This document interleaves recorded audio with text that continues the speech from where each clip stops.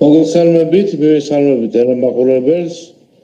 როგორც თქვენთვის ცნობილია, ძირითადი აღწერა არ მოვყები, თუმცა მინდა გითხრათ, რომ ამჟამადაც ინტენსიურ რეჟიმში მიმდინარეობს გაწმენდის სამუშაოები, როგორც ტექნიკით, ისე მოხალისეების საშუალებით და მუშახელის საშუალებით.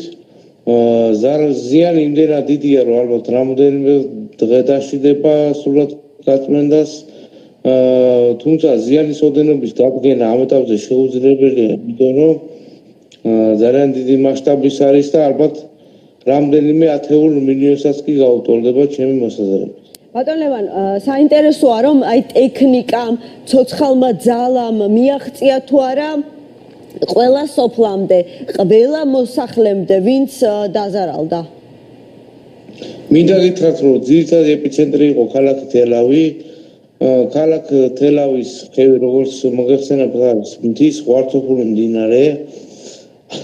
ამ მდინარის შესწავლა ჯერ კიდევ მოხდა დაახლოებით 8 წლის უკან გარემოს დაცვითი ორგანიზაციების მიერ დასკვნა წარადგინა როგორც თელავის მუნიციპალიტეტის, ისე ინფრასტრუქტურის სამინისტროს, სადაც ექსპერტები აფრთხილებდნენ ხელმძღვანელობას როგორც მუნიციპალიტეტის, ისე მთავრობის, რომ ის სიტუაცია, რაც იყო თელავის ხევის სათავეში, გამოიწვევდა ჭარბი ნალექის შემთხვევაში ღვარცოფულ პროცესს, მაგრამ ეს არ იქნა გათვალისწინებული.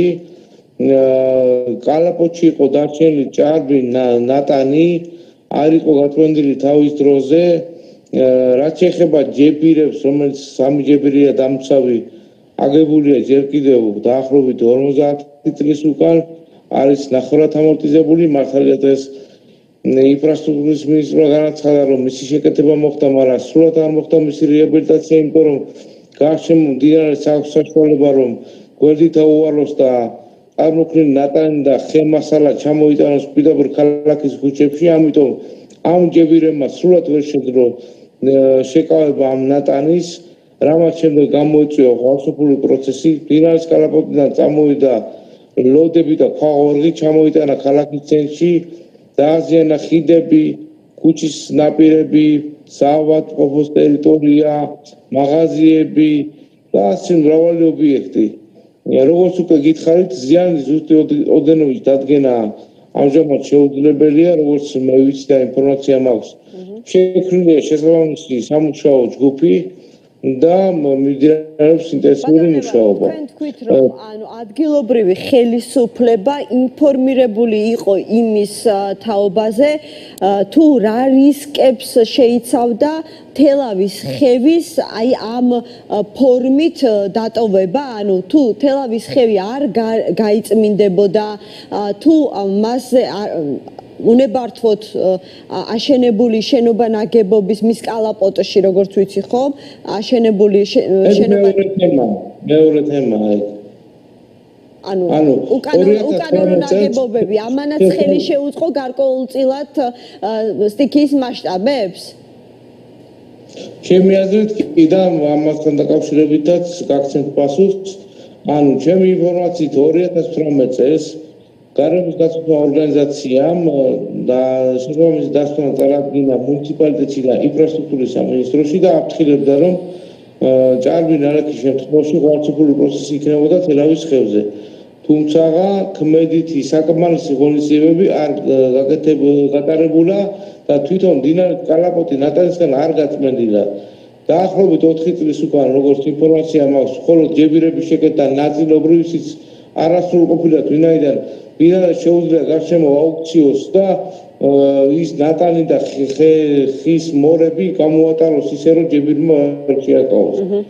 რაც შეეხება თვითონ ხევის კალაპოტში არსებულ შენობებს, არის ქალაქის ქვედა წელში აშენებულია ხევის პირას დაახლოებით 250 მეტრის მონაკვეთზე და გასცემულია მშენებლობის ნებართვები და იქ სავაჭრო ობიექტებია განთავსებული მთელს გზაზე, მაღაზიებია და ისია განთავსებული ეს სავაჭრო ობიექტები, რომ მისი კედელი ფაქტიურად ხევის კალაპოტში დგას და რა თქმა უნდა ამანაც შეავიწრო უფრო ხევი და გამტარუნარიანობა დაუკარგა იმდენი აღარ აქვს, რა თქმა უნდა. კი ბატონო, ბატონო, არა თუ 4 წლის წინ 2017 წლის პუბლიკაცია ვნახე დღეს Google-ში, რომელიც სწორედ ასე სათაურდება, რომ თელავის ხევი ქალაქს წალეკვით ემუქრება, ანუ ჯერ კიდევ თითქმის 10 წლის წინ იდგა ეს საშიშროება, როგორც ჩანს და ამას ხედავდნენ როგორც ადგილობრივები, ასევე პროფესიონალები. გეთანხმებით, სხვათა შორის ამ მოწვევის საკრებულო სხდომაზე, ერთ-ერთ სხდომაზე იყო რამდენიმე თვის უკან განხილვა ამ საკითხის, რა დროსაც მე ვუთხარი, რომ საჭირო იყო მდინარის კალაპოტიდან ამოღება იმ რა ქვია ნატანის, რაც იყო ჭარბად, რაზედაც მომიგეს, რომ საფრთხის შემცველი არ იყო ამ ეტაპზე და ჯებირების რეაბილიტაცია ჩატარდა, რაც უზრუნველყოფდა ნატანის შეჩერება იმ შემთხვევაში თუ მოხდებოდა სტიქია. როგორც ჩვენი თვალით ხედავთ, ეს არ მოხდა და სამწუხაროდ დააზიანა ქალაქის ინფრასტრუქტურა.